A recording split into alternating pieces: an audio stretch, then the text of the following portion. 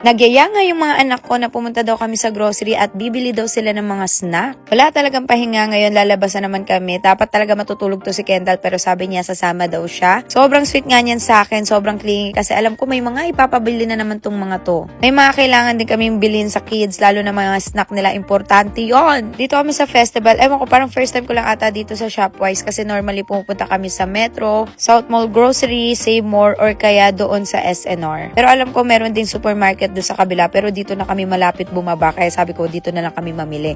At kitang-kita nyo naman, tibotsog, lahat kinukuha niya talaga and excited talaga yan pagka nag-grocery kasi nakikita niya yung mga favorite niyang snack. Since wala rin naman ako gagawin today, nag-work lang ako sa bahay. Sabi ko kami na lang para din makapag-bonding kami ng aking Junakis at balak din nila kasi maglaro after neto. Alam nyo ba si Kendall, mahilig din yan guys sa seaweed. Natikman niya yan sa akin nung nagmumukbang ako and sabi ko wag niya yan kunin kasi spicy. Kaya ang kinuha ko sa kanya yung not spicy. Alam mo naman si Kendall, hindi talaga mapili. Talagang yung vitamins, work na work sa kanya. Si Brayden, matagal na siya nag-stop sa milk pero sabi ko ibalik ko ulit siya sa milk kaya naninibago siya sa lasa. Kaya minsan pahirapan siya sa pag-inom ng gatas. Ayoko siya ilagay sa chocolate flavor na kino-comment nyo kasi mas gusto ko siya sa milk na ganito kasi dito si Kendall sobrang hiyang din siya. Dalawa yung binili ko. Actually may stock pa naman kami sa bahay pero malakas kasi sila ngayon mag-milk lalo na si Kendall. Kaya gusto ko talaga may stock sa bahay. Pero every night lang naman sila nagmi-milk and si Brayden medyo nasasanay na siya at hindi po pwede na hindi ako yung magpainom sa kanya ng milk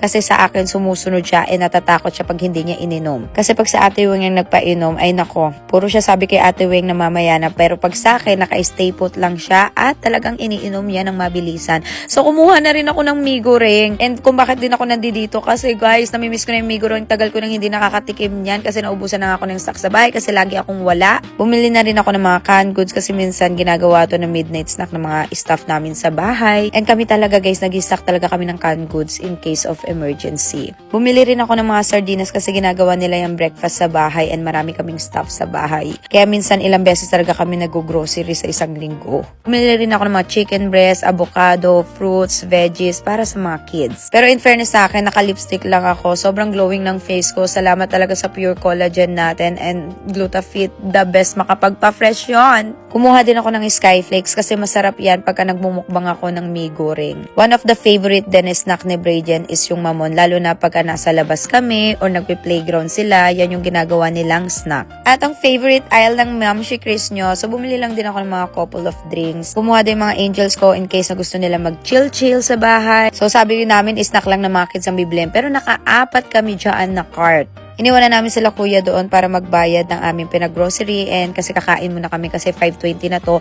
and hindi pa ako nagla-lunch dito. Nandito lang din kami sa festival. So, nag-iwan ako ng 35k kasi akala ko 35k lang aabutin. Inabot pa rin pala ng mga nasa almost 50k. Nag-message na lang sa akin sila kuya, hindi ko na kasi iniwan yung card ko since may dala naman akong cash. Pinag-iisipan nga namin kung sa Italianis kami kakain or doon sa isang Filipino restaurant na favorite namin kainan kasi ang sarap ng food nila doon. Pero nadaanan namin to, ang mura ng strawberry nila at ng mga veggies kaya bumili din kami doon. Dito kami kumakain talaga madalas sa mga angels ko kasi ito yung nire-request nila lalo pagka hindi namin kasama si Papa P kasi ito more on Filipino food. Ang sarap ng dinuguan, ng kangkong steam. Sobrang dami yung pagpipilian ng mga Filipino foods kaya minsan nakakamiss rin talaga na magmukbang ng mga Filipino foods. Hindi talaga mawawala ang noodles. Actually, bulalo ramen yan and ang daming laman na beef. Si Kendall nag-enjoy din siya sa pagkain and after that, naglaro muna kami dito sa time zone. Gusto pa nga nila mag-wee jump. Sabi ko, uwi na kami after nila maglaro. Ayaw pa nga sana nila umuwi. Sabi ko, hinahanap na kami ng daddy nila talaga. But anyway, sa mga hindi pa nakaka-order ng Blooming Detox, mag-order na kayo kasi